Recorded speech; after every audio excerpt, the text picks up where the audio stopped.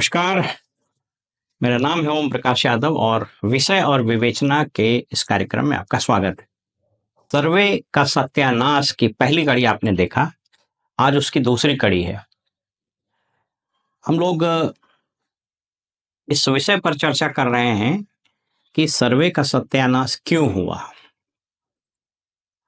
इसके बाद हम लोग 3 एपिसोड पर बात करेंगे। आज का एपिसोड सर्वे के कर्मियों के लिए समर्पित है कि सर्वे के कर्मियों को सर्वेक्षण करने में क्या कठिनाई हो रही है और उस कठिनाई के कारण सर्वेक्षण में क्या-क्या दिक्कतें आ रही है।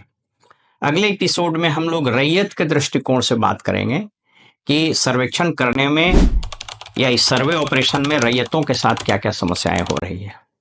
और तीसरे एपिसोड में हम लोग बात करेंगे कि सर्वे ऑपरेशन में सरकार के साथ क्या-क्या दिक्कत है और साथ ही हम कुछ सुझावों को भी बताएंगे कि इन समस्याओं का समाधान कैसे किया जा सकता है।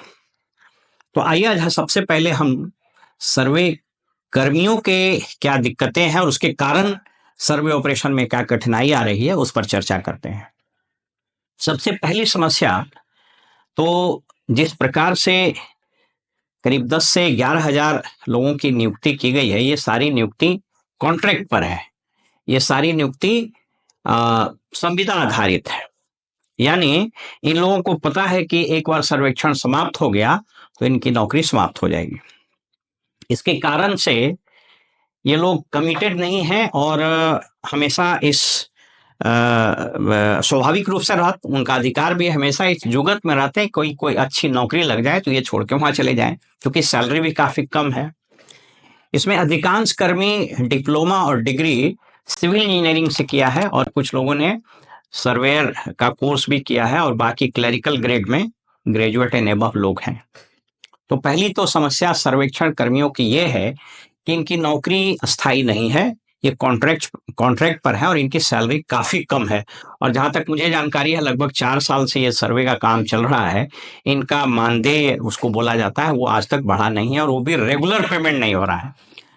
कई जगह से मुझको यह भी बहुत दुर्भाग्यपूर्ण शिकायत मिली है, कुछ लोगों ने बताया कि जिला जो बंदोबस्त कार्यालय है वहां इन लोगों के इस मानदेय के पेमेंट में भी नाजायज पैसे की मांग की जाती है। तो ये इनकी सबसे पहली समस्या है जिसके कारण इनका मनोबल बहुत डाउन है और ये बड़ा संशय में रहते हैं और हमेशा अच्छी नौकरी के जुगत में रहते हैं। जब मैं पोस्टेड था विभिन्न जगहों पर और फिर सेटलमेंट ऑफिसर भी रहा, तो मेरे रहते हुए लगभग 20 महीने के कार्यकाल में दर्जनों लड़कों ने जहां अच्छी नौकरी लग गई तो वो छोड़ के चले गए। दूसरी समस्या, सर्वे ऑपरेशन में अंचल कार्यालय का बहुत बड़ा रोल है।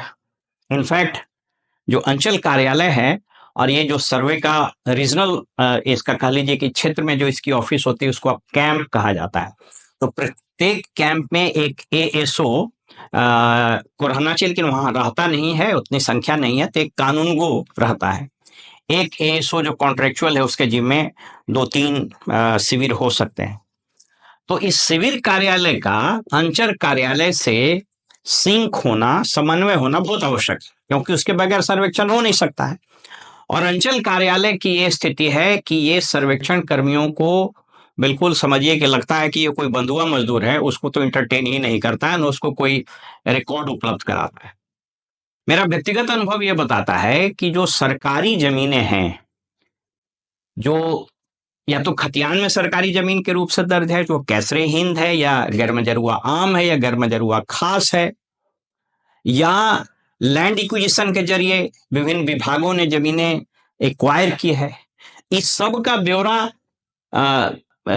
सर्वे सिविल को यानी सर्वेक्षण कर्मियों को मिलना चाहिए, ताकि जो टेबल टॉक का काम होता है, टेबल टॉक पर जो काम होता है और तेरीज राइटिंग वगैरह होती है, उसमें उसका इंदराज किया जा सके कि ऐसा ना हो कि कोई फर्जी वाड़ा करके सरकारी जमीन पर भी अपना खाता खुलवा ले। तो दूसरी समस्या यह है कि सरकारी जमीन का ब्यौरा बमुश्किल 10 से 15% ही उपलब्ध हो पाया। और इसमें किस तत्व विभाग को कोई इंटरेस्ट रहता है और अंचल कार्यालय को तो कोई इंटरेस्ट नहीं है। उसको तो लगता है कि ये लोग सब बुलाए आ गया मेरे और ऐसा सरकार ने एक नासमझी और मूर्खतापूर्ण कदम ये उठा लिया कि एक अंचल में 2 सीओ की पोस्टिंग कर दी है, राजस्व अधिकारी। वो दोनों आपस में लड़ते रहता है पैसे की कमाई के लिए। तो ये तो पता नहीं किसने बुद्धि दी सरकार को और ऐसा मतलब अब विवेकपूर्ण निर्णय यह हुआ जिसने अंचल कार्यालय को पॉलिटिक्स का अड्डा बना दिया। तीसरी चीज, जैसा मैंने बताया कि जो टारगेट दिया गया है काम पूरा करने का, वह टारगेट बिल्कुल अव्यवहारिक है। एक अमीन को लगभग 10,000 प्लॉट्स दिए गए हैं और सर्वे ऑपरेशन में जो सबसे महत्वपूर्ण काम होता है, पहला सबसे महत्वपूर्ण काम होता है, वो होता है मुस्तकिल का identification, try junctions and boundary verification, और उसके बाद किश्तवाड़ में जो नियम बने हुए हैं, बिहार विशेष भूमि सर्वेक्षण नियमावली और अधिनियम, उसमें स्पष्ट रूप से लिखा हुआ है कि अमीन को 100% यानी 100% प्लॉट पर जाना है। 50% कानूनगो को, 25% एएसओ को, 10% चार्ज ऑफिसर को, 5% चार्ज ऑफिसर को और 1% सेटलमेंट ऑफिसर को। मैं जब उस समय पोस्टेड था तो विभागीय वीसी में कहा गया कि उसकी कोई जरूरत नहीं है, ऐसे ही कर दीजिए। तो मैंने एक बहुत कड़ा पत्र लिखा था विभाग को कि ये आप जो निर्देश दे रहे हैं यानी एग्जीक्यूटिव ऑर्डर जो आप दे रहे हैं, ये रूल के कॉन्ट्रडिक्शन में है, तो स्पष्ट कीजिए कि क्या किया जाना है। आज तक उसका कोई जवाब नहीं आया।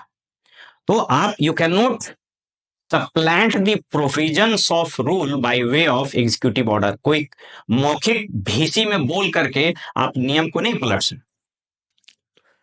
तीसरी चीज अगली समस्या है सर्वेक्षण कर्मियों को कि इस कार्य के लिए जो टेक्निकल नो हाउ का सपोर्ट किया जाना है, जैसे एटीएस मशीन दिया जाना है, जो एरियल सर्वेक्षण हुआ है उसके मैप दिए जाने हैं, चाइल्ड पेरेंट का रिलेशन का पेपर दिया। चाइल्ड पेरेंट का मतलब हुआ कि जो पुराने खेसरा का नंबर था, चाहे वो कैडेस्ट्रल सर्वे का हो चाहे रिविजनल सर्वे का, और अभी जो विशेष सर्वेक्षण का है, उस दोनों में क्या रिलेशन, यानी पुराना प्लॉट नंबर का कोरस्पॉन्डिंग नया प्लॉट नंबर क्या हो, इसको चाइल्ड पेरेंट रिलेशनशिप। मैं परेशान हो गया था सहरसा में बोलते बोलते इन एजेंसीज को। इन लोगों को कोई फर्क नहीं पड़ता है, क्योंकि ये एजेंसी बड़ी कंपनियों ने टेंडर दे करके लिया है, वो यहाँ पर कुछ लोगों को हायर कर देता है और जिलों में इनका, कई जिलों में इनका कार्यालय तक नहीं है, इनका एक कोई कर्मी भी नहीं रहता है। तो एक समस्या तो ये बहुत जबरदस्त है। पांचवी समस्या है कि एकाध अपवाद को छोड़ दिया जाए तो जिला अभिलेखागार में कैडेस्ट्रल सर्वे का खतियान तो बिल्कुल जीर्ण शीर्ण, मतलब मैं जब सहरसा में था तो विधिवत मुझको याद है, उस खतियान को जब हम हाथ से उठाए तो लगा कि मिट्टी का ढेर उठा रहे हैं। वो बिल्कुल ब्रिटल होकर चूर चुकर, जिसको बोलते हैं भरभरा के गिर गया, वैसी स्थिति है। क्योंकि विगत 30-40 वर्षों में किसी को तो कोई मतलब रहा नहीं और नेताओं को तो फीता काटने से फुर्सत नहीं है, और वही नेताओं की देखा देखी जितने आईएएस अधिकारी आए, फिर बाद में स्टेट सर्विसेज के लोग, सबको नेतागिरी की बीमारी लग गई। अखबार में फोटो छप जाना चाहिए, मेरा वीडियो बन जाना चाहिए, काम कुछ समझ में नहीं आता है, सीखने की कोई प्रवृत्ति नहीं रही, ट्रेनिंग बंद हो गया और रेवेन्यू को एकदम जिसको बोलता है ना कोल्ड स्टोरेज। आप सोच लीजिए कि आईएएस के पोस्टिंग का पैटर्न कितना खराब है। कोई भी आईएएस अधिकारी रेवेन्यू के पद पर पोस्ट होता ही नहीं है। पहली पोस्टिंग वो एसडीओ बन जाता है, और जो ट्रेनिंग में सीओ रहता है तो पूरा विम में रहता है कि हम तो अब हाकिम बन गए। उसके बाद एसडीओ बनता है तो आधा काम तो पुलिस का करता है, डंडा फिराने में लगा रहता है। उसके बाद वो तुरंत डीडीसी बन जाता है। तो डीडीसी जब बनता है तो पैसे की माने खेल शुरू हो जाता है, वो डेवलपमेंटल और बाकी काम होते हैं। उसके बाद वो डीएम बन जाता है या फिर सचिवालय में आता है। उसको ना तो डीसीएलआर बनाता है, ना तो फुल फ्लेजेड सीओ बनाता है, यहाँ तक कि एडीएम रेवेन्यू भी नहीं बनाता, तो उसको तो कुछ समझ में आता नहीं है, विम में रहता है, ना उसको कोई इंटरेस्ट है।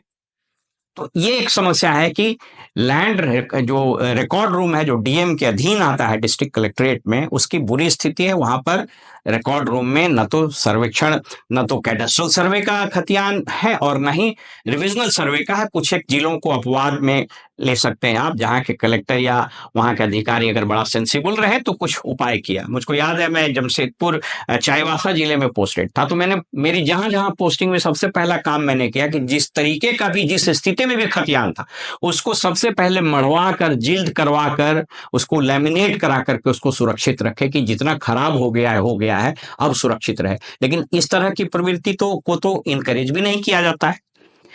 दूसरी समस्या, अभी तक जैसा मैंने बताया कि जैसे रेवेन्यू के काम के लिए अंचल बने हुए हैं, उसी तरह से सर्वेक्षण के कार्य के लिए शिविर बने हुए हैं।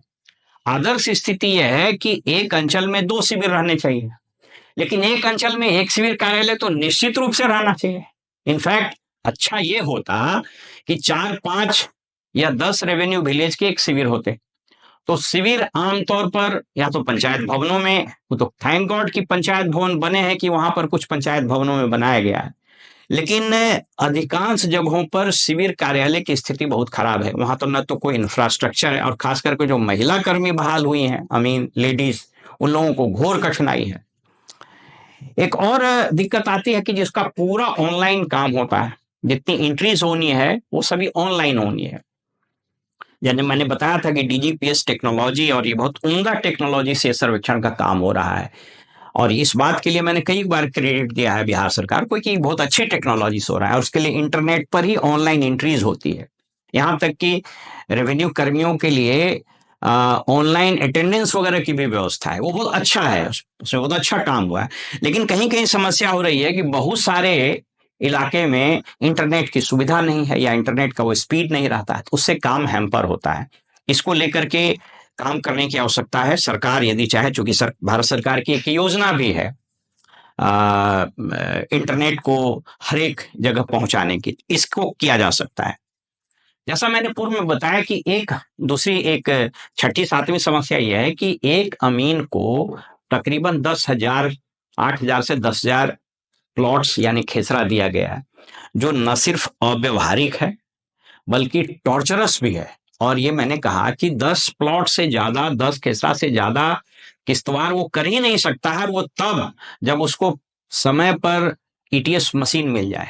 मैं सहरसा में जब पोस्टेड था तो पूरे जिले में 10 अंचल हैं, अगर मुझे ठीक से याद हो, तो संभवतः शुरुआती दौर में 3 या 4 अंचलों में हो रहा था, और अमीन की संख्या 60 के आसपास रही थी। 60 अमीन के लिए मुश्किल से 5 से 6 ईटीएस मशीन रहा, और हम लोग कहते रह गए, चिल्लाते रह गए, कोई फर्क नहीं पड़ा, और 3-4 ईटीएस मशीन से ही वो काम हुआ। आज भी मेरी कई एक जिलों के सेटलमेंट ऑफिसर से बात हुई, उनका नाम लेना उचित नहीं होगा और वो जरूरी भी नहीं है। उन्होंने कहा कि सर, हम लोगों के यहाँ तो ईटीएस मशीन है ही नहीं, और ये अभी मुखेर कानून चल रहा है, तो ये एक कठिनाई है। जैसा मैंने बताया कि कुछ लोग 4 साल, 5 साल, 6 साल से हो गए, इनके मानदेय में कोई बढ़ोतरी नहीं हुई, तो वो डिमोटिवेटेड भी हैं। और मोस्ट ऑफ दी अमीन्स, कानूनगो और सेटलमेंट ऑफिसर जिनको अच्छी डिग्री है, जो कहीं compete करके जा सकते हैं, वो छोड़ करके जा रहे हैं, और उनको ये हो रहा है। एक और समस्या हो रही है संविदा कर्मियों को और सर्वे कर्मियों को कि चूंकि डिस्ट्रिक्ट एडमिनिस्ट्रेशन, अंचल और अनुमंडल कार्यालय से इसका कोई सिंक नहीं है, कोई सिंक नहीं है। ये एक तरह से मैंने बताया ना, ये व्यवहारिक पक्ष आपको बता रहे हैं, उसको लगता है कहाँ से ये लोग आ गया है। तो जब वहाँ कोई कानून व्यवस्था की समस्या होती है, मारपीट या कुछ होती है, देर रात तक ये लोग काम करते हैं, तो कोई बैकअप प्लान नहीं रहता है, कोई देखने वाला इन लोग को नहीं है, और पूरी स्थिति खराब हो जाती है। एक और समस्या इन लोगों के साथ है कि व्हिम्सिकली सैलरी कट कर दिया जाता है। उसके 2 कारण, एक तो कुछ जेन्यून भी रहा होगा कि अगर उसने काम नहीं किया तो सैलरी कट हो जाती है, कई बार वो मिस्चिवस काम से, टॉर्चर करके पैसा वसूलने के उद्देश्य से भी कई जगह से ऐसी शिकायतें मिली है। और एक जो सबसे बड़ी समस्या है वो ये है कि जैसे मैंने बताया कि ये जो लैंड ऑपरेशन का, लैंड सर्वे ऑपरेशन का काम है, इसमें डिस्ट्रिक्ट लेवल पर जितनी अथॉरिटीज हैं, उस अथॉरिटीज पर सेटलमेंट ऑफिसर का रीट चलना चाहिए, मतलब हिज रीट शुड रन। अब in most of the places या तो डिप्टी कलेक्टर्स को बनाया गया, कुछ तो बहुत जूनियर हैं, कुछ प्रोमोटेड आईएएस ऑफिसर्स को बनाया गया जिसको 6 महीना साल भर नौकरी है, तो वो तो बेचारा अपना पेंशन कैलकुलेशन करने में लगता है, उसको क्यों क्या पड़ा हुआ है, वो तो रहता है किसी तरह से ये हो जाए मेरा काम और उसके बाद फिर हम निकल लें।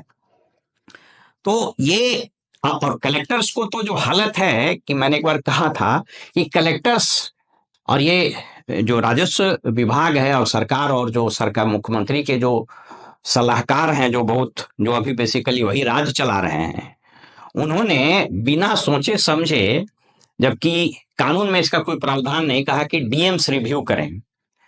अब इसका परिणाम ये हुआ कि डीएम्स का ये जो सर्वे है, सेटलमेंट ऑफिसर है, ये एक सेक्शन के रूप में काम करने लगा। जैसे कलेक्ट्रेट में बहुत सारे सेक्शंस होते हैं, रेवेन्यू सेक्शन होता है, एस्टेब्लिशमेंट सेक्शन होता है, लीगल सेक्शन होता है, सप्लाई सेक्शन होता है, transport is also a kind of section होता है। तो इस तरह से बहुत सारे सेक्शन, रिकॉर्ड रूम सेक्शन होता है, तो इसको एक सेक्शन बना दिया। 95% से ज्यादा, इनफैक्ट एकाध अपवाद को छोड़ दें तो कलेक्टर को तो रेवेन्यू का एबीसीडी नहीं था और ना वो सीखना चाहता है। मैं तो कुछ ऐसे कलेक्टरों को जानता हूं, मैंने एक बार कहा था कि एक लैटरल एंट्री से एक इंजीनियर को आईएएस बना दिया गया, मगध डिवीजन के एक जिले में उसको डीएम बना दिया। उस जिले में एक बार विधि व्यवस्था की समस्या उत्पन्न हुई तो होम डिपार्टमेंट से कहा कि आप 144 लगा दीजिए। वो महोदय डीएम साहब कहे कि 144 मेरे पास नहीं, आप भेज दीजिए पटना से हम लगा देंगे। और ये हम नहीं बोल रहे, अखबारों में छपा हुआ है, मैंने अपने फेसबुक में टैग भी किया। कुछ लोग जो माइनिंग डिपार्टमेंट से तो उनको बना दिया, वो कमिश्नर बन गए। तो एक तो उन लोगों को कुछ बुझाता नहीं है। इस समस्या का समाधान सरकार को हम सलाह दे रहे हैं, अगर ये नहीं करेगा तो नहीं होगा, क्योंकि जब तक जिले के सभी विभाग इंक्लूडिंग अंचल कार्यालय, अनुमंडल कार्यालय पर सेटलमेंट ऑफिसर का अथॉरिटी नहीं चलेगा, तब तक यह संभव नहीं है। इसका एकमात्र उपाय यह हो सकता था कि जिस जिले में कलेक्टर जिस बैच का है उससे सीनियर डायरेक्ट आईएएस ऑफिसर, क्योंकि उससे सीनियर अगर प्रमोटेड को देते हैं तो बेचारा रिटायरमेंट के वर्ष पर रहेगा। तो अगर मान लीजिए कि किसी जिले का कलेक्टर आईएएस जो ज्वाइंट सेक्रेटरी लेवल का है, उससे ऊपर एडिशनल सेक्रेटरी या स्पेशल सेक्रेटरी डायरेक्ट आईएएस अधिकारी को वहां सेटलमेंट ऑफिसर बनाइए, एक एडीएम को चार्ज ऑफिसर बनाइए और डायरेक्ट डिप्टी कलेक्टर को आप एएसओ हेडक्वार्टर बनाइए, तभी ये हो पाएगा। और अंचलों से तत्काल प्रभाव से, जो एक अंचल में 2 सीओ बना दिए हैं, जो झगड़ा का घर हो गया है, उसको तत्काल प्रभाव से हटाइए। और प्रत्येक शिविर में जो एएसओ विशेष सर्वेक्षण कर्मी को बनाया गया है, वहां पर इस रेवेन्यू ऑफिसर को ये शिविर का इंचार्ज बनाइए, तभी ये down the line chain of command चलेगा। क्योंकि जब तक कलेक्टर से सीनियर आईएएस अधिकारी सेटलमेंट ऑफिसर, और ब्रिटिश का समय में ऐसा ही होता था, मैंने एक बार चर्चा की थी, भागलपुर का सर्वे का रिपोर्ट पढ़ लीजिए 1910 से 11 का, what to talk of settlement officer, वहां पर एएसओ हेडक्वार्टर भी आईसीएस हुआ करता था। और मैंने अपने इतने लंबे नौकरी काल में देखा है, हजारीबाग या जमशेदपुर किसी जिले का अगर मुझको ठीक से स्मरण हो, तो सेटलमेंट ऑफिसर वहां के कलेक्टर से जूनियर था। तो इस बात का जब की सूचना दी गई सरकार को, तो सरकार ने तत्क्षण हटा दिया, क्योंकि settlement officer has to be senior to the collector of the corresponding district, उस डिस्ट्रिक्ट से सीनियर होना चाहिए। तो ये जो जब तक आप चेन ऑफ कमांड को एस्टैब्लिश नहीं कीजिएगा, तब तक ये जो सर्वेक्षण कर्मी हैं, ये तो बेचारे पेंडुलम की तरह कभी दौड़ के अंचल कार्यालय जाता है, कभी दौड़ के डीसीएलआर कार्यालय जाता है, कभी दौड़ के रिकॉर्ड रूम जाता है। और इसकी स्थिति तो इतनी दयनीय हो गई है कि इसको मैं उस शब्द का प्रयोग नहीं करना चाहता हूं, उसको इस तरह से दुत्कारता है जैसे कि ये कोई माने ये कोई अपने काम के लिए काम कर रहा है। ठीक है, कुछ शिकायतें मिल सकती हैं कि नहीं काम कर रहा है या पैसे वगैरह का भी डिमांड की बातें आई है, लेकिन समस्या यह है कि अंचल कार्यालय पर सेटलमेंट ऑफिसर का कोई कंट्रोल नहीं है, डिस्ट्रिक्ट के रिकॉर्ड रूम पर सेटलमेंट ऑफिसर का कोई कंट्रोल नहीं है, अनुमंडल कार्यालय में सेटलमेंट ऑफिसर को कोई जानता नहीं, और सेटलमेंट ऑफिसर को कलेक्टर्स ने अपना एक सेक्शन बना दिया है। कभी उसको लॉ एंड ऑर्डर में लगा देता है, कभी उसको इलेक्शन में लगा देता है, कभी किसी कमिटी में लगा देता है, कभी कुछ में लगा देता है। ये तो पूरा एडमिनिस्ट्रेटिव एनार्की हो गया है। तो जिन समस्याओं की चर्चा मैंने की है, और एबव एंड ऑल, जैसा मैंने बताया कि प्रशिक्षण का घनघोर अभाव हुआ, अंत में जो सबसे प्रमुख कारण है, 1 सप्ताह के प्रशिक्षण में किसी टेक्निकल पर्सन को जो डिग्री या डिप्लोमा सिविल इंजीनियरिंग में लिया है, उसको रेवेन्यू के पूरे लिस्ट और रेवेन्यू के विषय की कैसे आप जानकारी दे सकते हैं? और ऐसी जानकारी दे करके आप ये उम्मीद कर रहे हैं कि वो जा करके भू राजस्व के कठिन सवालों का, कठिन समस्याओं का ऑन द स्पॉट संधारण कर देगा। इसीलिए मैंने कहा कि इन चीजों ने सर्वे का सत्यानाश किया है। फिलहाल हमें इजाजत दीजिए और आप देखते रहिए वॉइस ऑफ रिपब्लिक। नमस्कार।